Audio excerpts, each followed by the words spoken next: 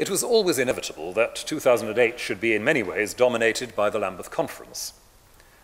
And while it shouldn't push away all the matters that are locally urgent for us here in England, it doesn't hurt for us to reflect briefly on what the significance of the conference is for us, and what we might both contribute and learn. But to start with, I'd like to say just a few words about the kind of conference that is envisaged in the summer, in part repeating some of the things I said last month at the public launch of the programme. The challenge has been to devise a structure for our time together that manages both to address the major issues and to refresh and inspire those who will attend. The twofold focus is equipping bishops for leadership and strengthening the identity and confidence of the communion. That's why there is less emphasis on subject-oriented large groups. The primary need will be to get to know each other sufficiently well to confront the divisive matters that are around. And so there will be a larger number of slightly smaller groups. Taking a leaf from the South African book, we're calling these extended indaba groups. It's the word used for community consultation and decision-making.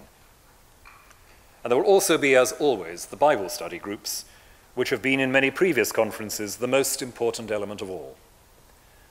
Their focus this time will be the Gospel of John, assisted by the commentary of one of the members of this synod, Dr. Richard Burridge, which has been printed in a special edition for the use of the conference. The hope is that many others in the communion will share in meditation on this text in the months leading up to Lambeth. There will, of course, be extended discussion of the proposals around the covenant, which we shall be discussing in this synod also. We shall have the opportunity of several plenary sessions, but we are planning fewer resolutions. And we've invited a number of high-profile speakers from public life, as well as from other Christian communions, to address us. The conference begins with a couple of days' retreat. Some critics have complained that Lambeth is too focused on prayer and reflection and not enough on decision-making.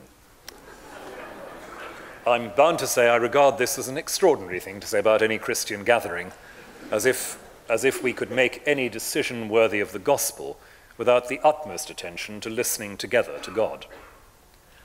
I partly understand that some feel there may be an attempt to appeal to the need for prayer and reflection as an alibi for not grasping the nettles. But I would gently but firmly say that it's also possible to use the rhetoric about needing decisive action as an alibi for waiting on God. I simply pray that we'll get the balance as right as we can.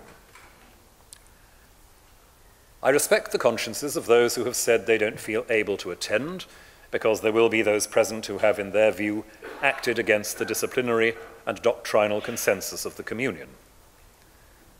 Needless to say, I regret such a decision, since I believe we should be seeking God's mind for the communion in prayer and study together. But it simply reminds us that even the most successful Lambeth Conference leaves us with work still to be done in rebuilding relationships.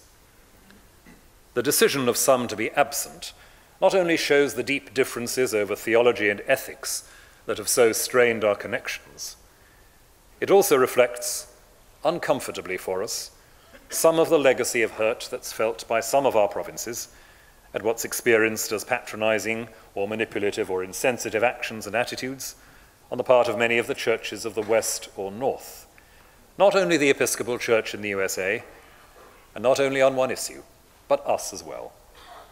It's hard to hear, we have to hear it, to offer apologies and seek for better understanding. Lambeth can't be the end of the story, and if at Lambeth we try to do proper justice to the idea of a covenant, it must be in the light of that need for a more serious and profound mutuality between us all.